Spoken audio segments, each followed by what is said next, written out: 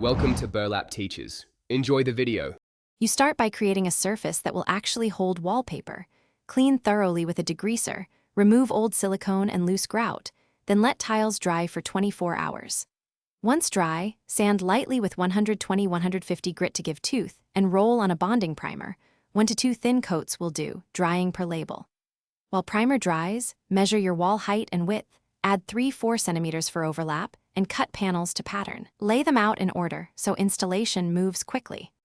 Once panels are ready, pick the correct adhesive, heavy-duty wallpaper paste for paper-backed, or use peel-and-stick vinyl as instructed, because adhesive choice affects bond to ceramic.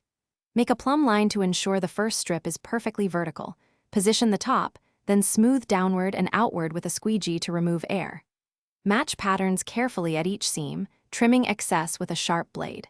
For tight edges and around outlets, cut slowly, tuck edges cleanly, and press seams with a seam roller to lock. Finish by trimming excess at tops and bottoms and running a thin bead of clear silicone caulk along counters and edges to waterproof. Make sure cuts at countertops are straight. Reinstall switches, outlet covers, and fixtures after 24-48 hours so adhesive fully cures.